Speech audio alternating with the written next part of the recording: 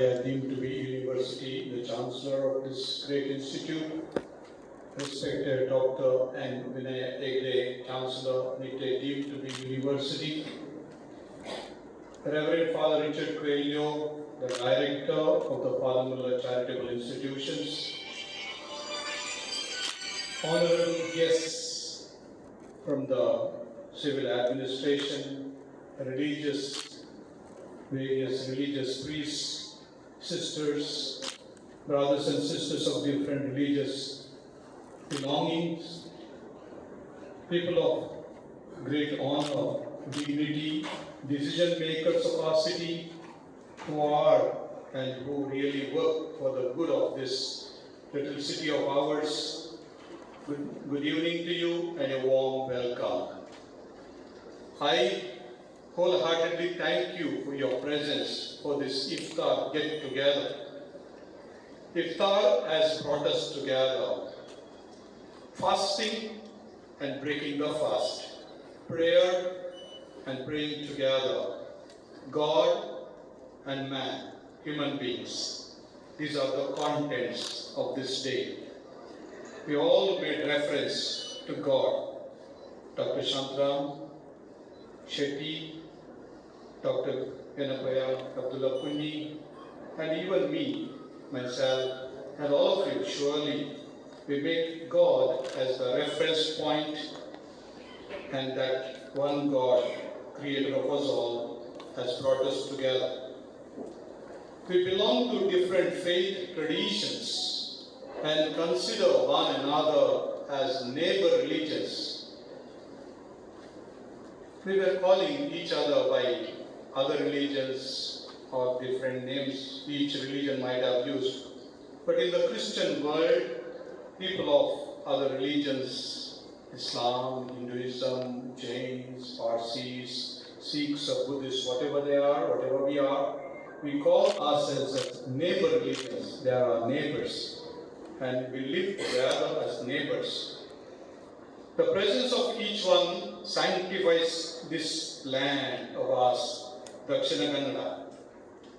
If there is peace among religions, we can hope for peace in our world. Ifthar is our common celebration today, is one such attempt to bring about great friendship, brotherhood, peace, harmony in our own little place. And we are here seated together joyfully. We are here sharing our friendship. What's happening in the world today is really heart-rending.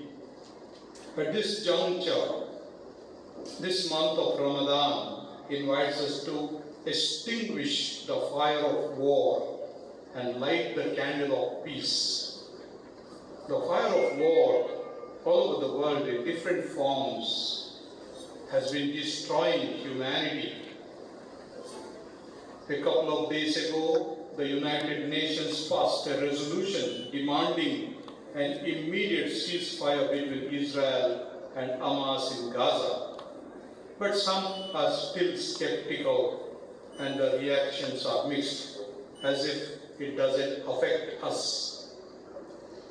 To fight against evil of war, this month of Ramadan, of fasting, prayer, charity, empathy, calls us to look into the eyes of one another. Every child, every adult and elderly person, we are called to experience closeness and friendship, the warmth of love, being aware of the importance of the spiritual journey our Muslim brethren are making, and so we as Christians also we are making as we are in the last leg of our Lenten observance, and another few days we will celebrate the resurrection of Jesus from the dead.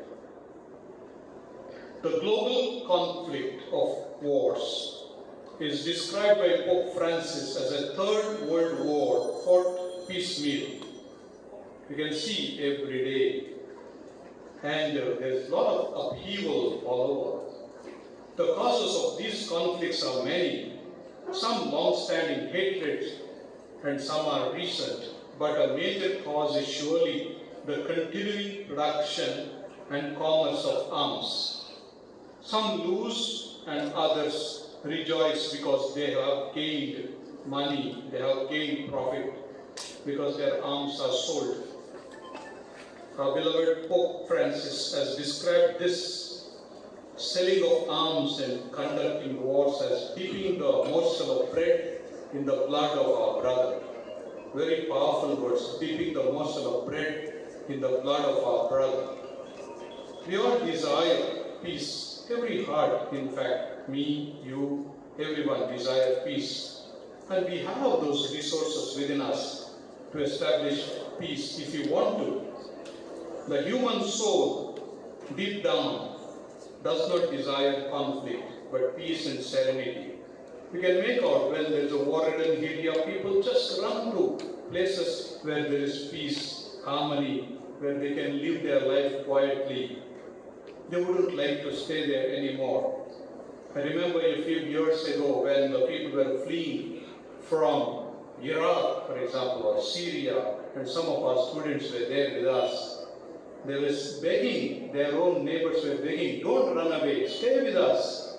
Stay with us, please. Without you, our land will become weak and our land becomes meaningless. People have realized how important it is. Even the Muslims were asking the Christians, don't run away. Or Christians were asking the Muslims, don't run away, please stay back. This kind of cry of the heart of the people is heard even today when people are just changing places for the sake of peace. Only peace is holy. There is no war that is holy, though it has been used as holy war. But wars can never be holy because they shed innocent blood. We must unambiguously condemn and reject war, even at our own level, and any conflict in our little city here, in our district, in our state, and all over the nation, and certainly the world. We belong to different religions, and it's good that we belong. Because of that, we could get and come together. Muslim brethren, Hindu brethren, Christian brethren, Jains, Parsis, as various groups, we can come together because we have a reference point. And we believe in our own way that human life is sacred and worthy of respect and protection. Many countries have already decided in favor of abolishing capital punishment. It shows how important life is. And there is a reawakened sense of the respect for this fundamental dignity of the gift of life.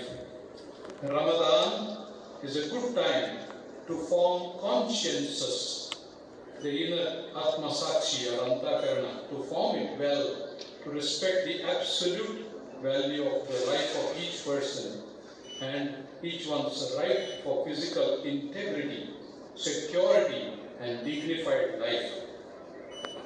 The spiritual values upheld in this month of Ramadan and throughout the Islamic life, Muslim life of fasting, prayer, almsgiving and empathy, kindness, sympathy, make our conscience delicate. From a hard conscience we become delicate, a disciplined conscience and respectful conscience.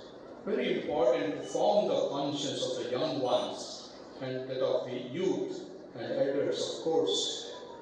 But in formation of the conscience, naturally, each one of us has a role. And these types of celebration help us to clear our own thinking and put into practice the beautiful things we cherish in our own faith traditions. The virtues mentioned just now establish peace. Almighty God loves those who establish peace. Jesus said, "Blessed are those who are the makers of peace. They will be called the children of God."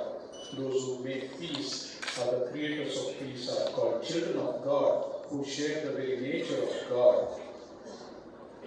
We carry hope in our hearts, hope of peace, and hope can be symbolized by a candle, whose light radiates security and joy.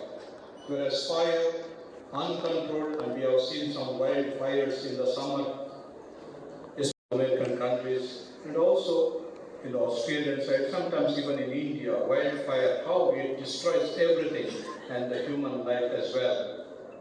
Dear friends, let us join in extinguishing fires of hatred, violence, and war, and instead light the gentle candle of peace, drawing upon resources for peace that are present in our rich human and religious traditions. May the fasting and the Ifthar and the Ramadan and all the other practices bring joy to all of us, and especially when Iftar concludes and then we join for a good meal. Remember, we share life. We participate in the same life because same food gives us life and sustains us. May Eid ul-Fitr, going to come in the month of April 10th or 11th, bring abundant fruits of peace, hope, and joy. I warmly welcome all of you once again. Enjoy the company of the other. Recognize the presence of other. Meet one another. Look into the eyes. Give a smile and say a happy Iftar to you today. God bless you.